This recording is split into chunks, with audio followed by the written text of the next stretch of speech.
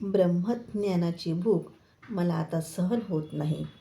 गुरुवचनाची तहान जोरात लागली आहे. ही तहान भूक परिहारासाठी मी कशाचीही पर्वा न करता चालत जात आहे. नाही सिद्धा, तू समजदार आहेस. तुला सगळं माहीत आहे. तू स्वतःच ज्ञानी आहेस. मग कसली भूक आणि मग कशाला गुरु? सोमाच्या चमत्कारिक बोलण्याला सिद्ध हसला आणि म्हणाला, ब्रह्मविद्या ही क्षत्रिय ब्रह्मनिष्ठ गुरुकडूनच प्राप्त होऊ शकते. समजलं का? सगळे गुरु ती विद्या देऊ शकत नाही. सोमाच्या मनात एकदम वीज चमकल्यासारखं झालं. सिद्ध ध्यान करत बसला. त्याला न सांगताच सोम आणि भीम गावात भिक्षा मागायला गेले. गावात कुत्रे भुंकत होते. ते ह्यांच्या मागे लागले. ते दोघंही धावत धावत एका घराच्या कट्ट्यामागे लपले. हा गोंधळ ऐकून त्या घराचा मालक बाहेर आला आणि रागाने म्हणाला, मागे आमची म्हैस तुम्हीच चोरून नेली ना? तेव्हा त्यांनी सांगितलं, नाही, आम्ही चोर नाही, भिक्षा मागायला आलो, आम्हाला भिक्षा द्या असे म्हणाले. तेव्हा मालक म्हणाला, तुम्हाला चांगलीच भिक्षा देतो, थांबा थोडं, असं म्हणून काठी आणायला घरात गेला. तेव्हा सोम आणि भीम दोघांनीही पाहिलं आणि आता आपल्याला चांगलाच मार मिळणार असा विचार करून दोघंही धावत धावत जात असताना एका पोलीस शिपायाच्या हाती ते लागले. तेव्हा त्यांनी ह्यांना, पोरांनो, आज कोणत्या घरावर चोरी करण्याचा डाव आहे सांगा, असं जोरात म्हणाला. तेव्हा सोम आणि भीम दोघंही लहान मुलं, बालक, आम्ही रस्त्याने जात असताना अंधार झाला, पाऊसही आला, भूक लागली म्हणून गावात भिक्षा मागायला आलो, आम्ही चोर नाही, आम्हाला सोडा, असं खूप दीनतेने म्हटल्यावर तो शिपाई हे चोर नाहीत असं समजून, मुलांनो, रात्री तुम्हाला कोण भिक्षा देणार नाही, म्हणून तुम्ही गावाबाहेर असलेल्या जुन्या देवळात राहून उद्या सकाळी भिक्षा मागायला गावात या, असं म्हणून त्यांना सोडलं. तेव्हा ते दोघंही मुलं सोम आणि भीम बालसिद्धाजवळ येऊन झालेला सगळा गोंधळ सांगितला. तेव्हा बालसिद्ध म्हणाला, देवळातला पुजारी येऊन पूजा करून आणलेला नैवेद्य दाखवून तो प्रसाद आणि पाणी इथेच ठेवून गेला. तेव्हा तिघांनी प्रसाद स्वीकार करून झोपले. सकाळी लवकर उठलेल्या सिद्धाला एक विचार सुचला. वंशदुर्गापासून आम्ही खूप दूर आलो नाही. सोम भीम आत्ताच या कष्टाने थकले. आता पुढे यापेक्षा जास्त कष्ट येणार आहेत. ते त्यांना सहन होणार नाहीत. वापस गावाला जाऊ शकतात. आज काहीतरी सांगून त्यांना गावाला पाठवायला पाहिजे आणि मी पुढच्या प्रवासाला निघालं पाहिजे, असा विचार करून सिद्धांनी त्या दोघांना उठवलं. सोम, भीम, आता तुम्ही गावाला परत जा. आतापर्यंत तुम्ही किती कष्ट झाले ते पाहिलंत. यापुढे जास्त कष्ट येतील. मी सांगितल्याप्रमाणे पुढे सदाचारी होऊन तुमच्या मात्यापित्यांची सेवा करत राहा.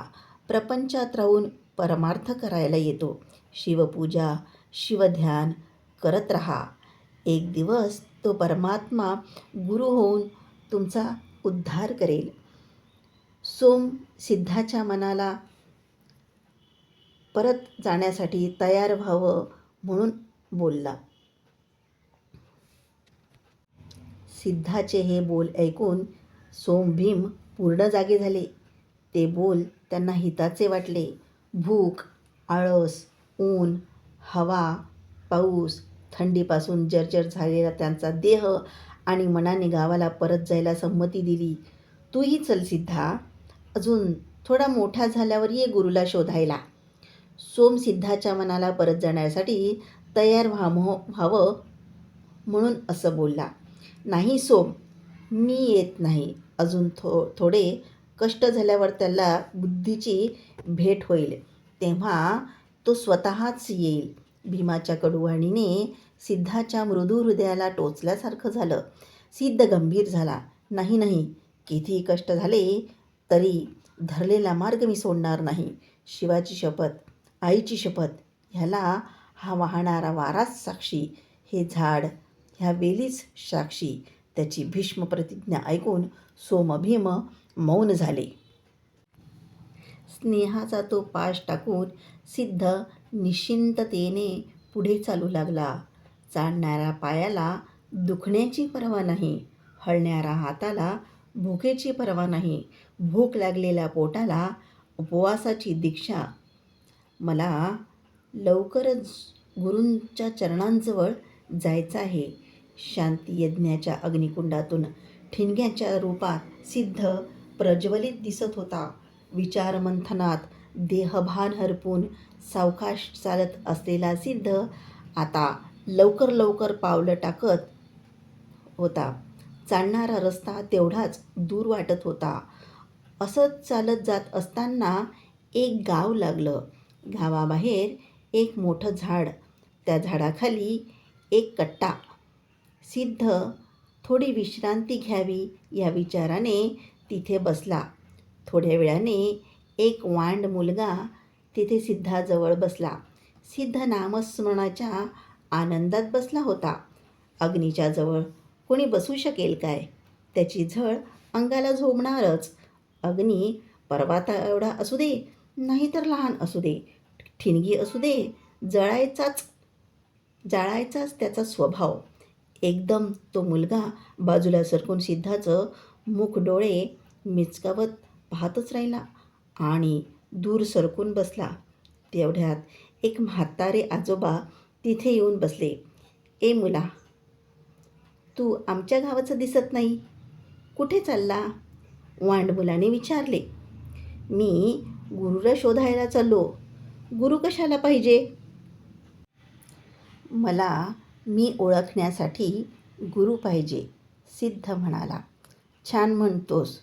तुला तू माहीत होण्यासाठी दुसरा कशाला पाहिजे रे? काय तुला तू कोण आहे माहीत नाही? तू एक भिकारी मुलगा हे मला माहीत होते आणि तुला माहीत होत नाही? हो देवा, मी भिकारीच. गुरुच्या कृपाभिक्षेसाठी निघालेला भिकारी मी. त्या दोघांचं संभाषण ऐकणाऱ्या म्हाताऱ्याला कुतूहल आणि आश्चर्य वाटलं. ए हनुमा, तुझ्या खोड्या करायचे गुण तू सोडणार नाहीस वाटतं. लहान मुलगाच आहे, पण तो किती छान आणि गोड बोलतो बघ. ए बाळा, खरंच गुरुला शोधायला चाललास? हो आजोबा, खोटं बोलायचं तर मला माहीतच नाही. अरे, तू अजून लहान मुलगा आहेस. माझ्या एवढा मोठा झाल्यावर हे सर्व करायचं असं का? असं असेल तर आजोबा, तुम्ही पण चला माझ्यासोबत. स्वतः सोडलेला बाण परत आलेला पाहून तो म्हातारा चकित झाला. आता मला कुठं व्हायचं? हात पाय थरथर कापतात, कानाने ऐकू येत नाही, डोळ्यांनी दिसत नाही, तर आता कसं काय साध्य होणार? म्हणूनच आजोबा, तेव्हा होणार नाही म्हणून आता जातो आहे. ए मुला, माझ्या एवढा झाल्यावर जा, घरी जाऊन काहीतरी काम कर, मध्येच बोलला तो वांड मुलगा. सिद्धाची दृष्टी त्याच्याकडे वळली. असं का? आजोबांना तर यायला जमत नाही, मग तूच माझ्यासोबत चल. परीक्षा पाहत असलेल्या नजरेने सिद्ध म्हणाला.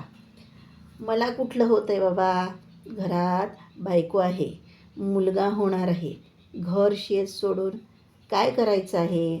हां, म्हणूनच एवढं सगळं झाल्यावर होणार नाही म्हणून आत्ताच चाललो आहे.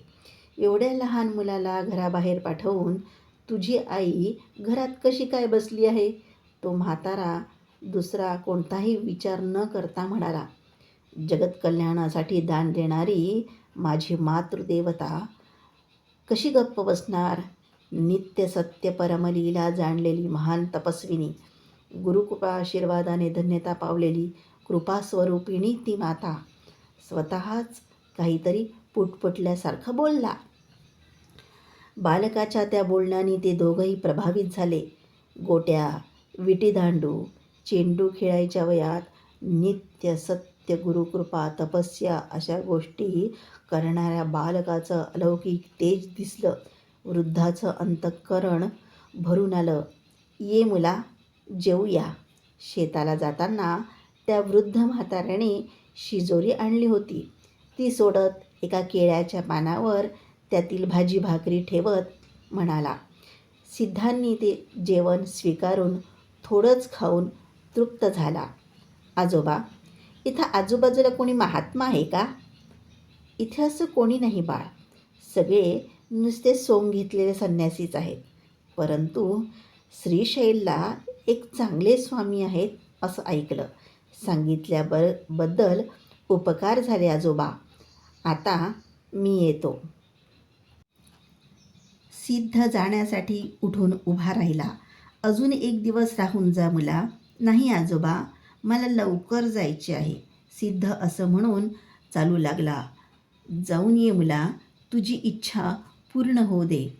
निष्कल्मष असलेल्या त्या म्हाताऱ्याच्या अंतःकरणातून आशीर्वादरूपी शब्द निघाले. चालून चालून मार्ग दीर्घ होत होता आणि सिद्धाची चालण्याची इच्छाही जास्त होत होती. परंतु त्याची गती, धैर्य कमी झालं नाही. कंटाळ येऊन चालण्याची गती कमी न होता ती वाढतच होती. मार्गात येणारे कष्ट, दुःख, नश्वरता उठून दिसत होती. लग्नाची वरात मुलांच्या खेळण्याप्रमाणे वाटत होती. मन अजूनच प्रसन्न होत होतं. पर्वत, पठार, नदी, ओढे, गाव, अरण्य मागे टाकत चालणाऱ्या त्या छोट्या छोट्या पावलांना उत्साहाने अधिकच गती मिळत होती. हैदराबाद, गोवळकोंड चालून चालून मागे टाकले. एक मोठी तिरुमलंकेची गुहा, तिथे पाय वळले. कसलीही भीती न बाळगता त्या गुहेत स्वच्छंद बसून सिद्ध राहिला. त्या ध्यानातच कितीतरी दिवस निघून गेले त्या गुहेत. परंतु त्याच चित्त एकाग्रतेच्या टोकावर गेलं. त्या एकाग्रतेच्या शिखरावर असताना अंतर्वाणी ऐकू आली. दक्षिण दिशेला जा. दक्षिणमूर्ती संप्रदाय असलेला सद्गुरू तुला मिळेल. त्या चिन्मय चित्ताच्या प्रसादवाणीने पुलकित होऊन सिद्ध दक्षिणामुखी होऊन गुरु शोधायला निघाला. गुरुला माहीत झालं, पर्वतावर, गावात, जंगलात, गुहेत इतकंच काय, भूतळ रसातळ राहिलं तरी सत्शिष्याला हुडकून काढण्याची शक्ती गुरूत आहे. तसे शिष्य कुठेही असला तरी रक्षण करण्याची शक्ती गुरूत आहे. म्हणूनच परमात्म्याचा क्रोध झाला तरी गुरु रक्षण करतो, असा अनुभव उक्ती आहे. प्रत्यक्ष ऋषीमुनी, साधू संत यांनी पाहून अनुभवलेली ही गोष्ट. सिद्ध दक्षिण दिशेला चालला. गुरुचरण पाहण्यासाठी तीव्र इच्छा होत होती. दृष्टी भूमीकडे ठेवून चालणाऱ्या सिद्धाला एक मृदू ध्वनी ऐकू आला. ए पोरा, तू असं चालला तर श्रीशैलच्या गुहेत पडणार. वरती पाहत चल. गवळ्यांनी मारून उठवल्यासारखं झालं. श्रीशैल नाव ऐकून रोमांच उभे राहिले. सिद्धरामाची रुद्रगंभीरी इथेच आहे. अल्लमाप्रभू आणि अक्कामहादेवी यांचे इथंच ऐक्य झाले. त्या महात्म्यांचा श्वास अजून तिथे फिरतच असणार. त्यांचा श्वास अजूनही तिथे असणार. परमार्थप्रधान असलेल्या त्याच्या मनाने हेच प्रथम मागितलं होतं. सुंदर स्वप्न ध्वनी होऊन डोळ्यासमोर आल्यासारखं झालं.